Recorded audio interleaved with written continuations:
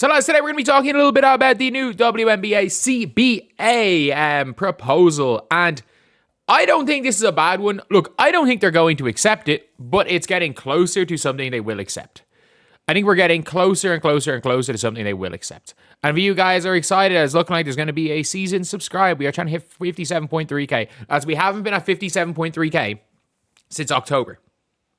Since October, we haven't been at 57.3k. We are 23 subscribers off it, lads, after gaining over 130 subscribers since yesterday. Thank you guys so much. But anyway, we are going to talk about this. And it's Annie Costable here. Just before midnight, the players left the hotel and there was no deal. They said they're feeling movement. This is big. So, it says here, the league's latest proposal includes a salary cap of $6.2 million, according to source familiar, and a share of roughly 70% of net revenue. Like, they're not budging on that. And from what we've heard, it's pretty much a case where the players, if the players are going to accept the revenue split, they want more salary. And that is very fair. Like, that is, from what we're hearing from the player side, that is the most, like, that is absolutely fair. Absolutely fair. And I don't think how you can go against the players for that, being like, okay, yeah, look, we're going to concede on this, but you're paying us more money guaranteed. We'll concede on the revenue split. You can take the risk away, but like, you know, each team's going to have to pay $2 million more money, $2 million a year. When again, $2 million, that money over the court, like per team, that's nothing. Like you make that, these teams make that money back when the Indiana Fever come to town. Like, it is what it is. But someone says the league folding. I know players want gross revenue if they keep the league. If they keep getting league increased salary, that's a big win from players. I don't know how dead set they are on gross revenue. By the sounds of things, they're not dead set on gross revenue. By the sounds of things, the players have already conceded on gross revenue. But they just want more in salary, which is completely justified. Completely justified. Okay, yeah, pay us more. And the thing is, it says here, under the new proposal, the average base salary would be $516k and $570 with the league's rev share projections factored in. However, the constraints posed to roster construction of 20% of cap is allowed to Supermax. It means average would likely be less. I mean, average is used as mean. The median is going to be less. But the median's already less, by the way. The median is already less. I don't think people realize that. Like, everyone says, oh, but like that means teams, if they have 3 max contract players, they're just going to have to fill the team with minimums. Yeah. The Aces only had 4 players making above 100k last year. Like, the only players in the Aces that made above 100k. Every player on their team was either within $10,000 of the vet minimum or was on a rookie deal. Like, what are we doing? Like, the Aces, the team that won the championship, either paid everyone a maximum or a minimum. Nobody even got paid the median contract. No one even got paid the median, let alone the mean contract. No one got paid the median. Have the players not consider taking the deal now, increase their salary 6 times the amenities? Like, they're going to stall. At the end of the day, we're now at a stage. We are now at the stage where something is going to be done. My guess is that 6.2 mil is going to go up to 7 mil. I have projected 7 mil. As something that the league, if that is the last point, if it is a case of the league not going ahead or not for 800k per team now, they will accept that at 7 mil. Apparently as well, they're not sure about housing. The league hasn't fully conceded on housing, so therefore they want to get much more money for like into their 401k and into retirement, which is fine. All of that is fine.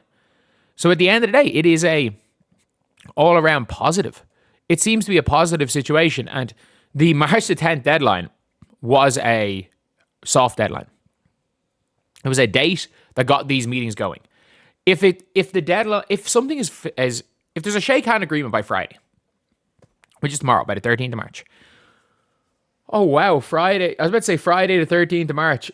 Do you guys remember the last time Friday was a Thursday was the 12th of March? The last time Thursday was the 12th of March was I was actually a teacher. I was a teacher in my final year of college on placement. I was then being told, oh, you're off for 2 weeks. Then on the 13th of March, we got a text from the college being like, your placement's over, you're not teaching anymore. And the NBA got shut down on the 12th of March. So yeah, that is a fun fact. That's why Friday 13th of March is very iconic for me. And you never know, 6 years on from the NBA is stopped indefinitely. If nothing happens tomorrow, we might get a WNBA stopped indefinitely. But yeah, look, it is overall, 24 hours negotiating, this is what they come up with. Like, they've argued about a million other things. They've come up with a million other proposals.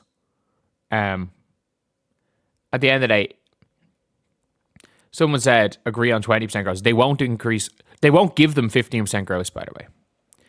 They have just made assumptions that it converts to 15% gross. They won't. There's no meat in the middle. If the players ask for 10% gross, the league would say no. The league are not going to change the revenue structure. What a waste of time. 2 hours, long hours. I know them players staff want to spit. Like, what the fuck does Kathy have to do with anything? What does Kathy's the middleman? And that's the thing where it's like, oh yeah, let's blame Kathy. This isn't a good deal. Anything's a good deal, by the way. Because, like, you do realize that the WNBA goes, Unrivaled's fucked, right? Because what I'm thinking about it more. Unrivaled has to give, they have pitched themselves on giving every player equity. So for every new player they bring into Unrivaled, which is what they're going to have to do if they're going to put in this summer league, they're giving players equity, which is just going to dilute the equity that's already in the players. And every player is going to be getting less and less equity to the extent where it becomes almost meaningless. And then when the TV deal isn't signed, the company gets worth less and that equity is not going to be able to be realized and it's worth nothing. Like, Unrivaled is a selective 40-player WNBA off-season league. Can absolutely succeed and thrive. Can't succeed in its current structure unless they turn itself into what the WNBA is. It's not gonna succeed. At the end of the day, this is one of the, I think Kathy's used the word quote unquote transformational. It is. Maybe it's not quite as transformational as they want. They are getting, if you're a max contract player, you're getting a 7x increase. They've also said the max contract is projected to go to $2 million. $2 million. Like, so the deal on the table is transformational. Yeah, it is literally transformational. Any of these deals are transformational. When you get if you're getting a 4x increase and you're getting a rev split in, it is transformational. Obviously, the players want to go, like, the players asked for a bigger gross revenue split than the split given to the WNBA owners. Like, they asked for a gross revenue split equivalent of the ownership stake they have in the league, which is that the WNBA has in the league, which is fucking mad. But, like, at the end of the day, my guess is that 6.2 million goes up to 7 mil.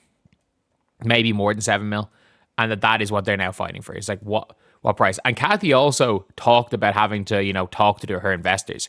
Kathy has to convince a bunch of investors that aren't owners and aren't benefiting from the increasing franchise values to take a deal to this is an amount of money.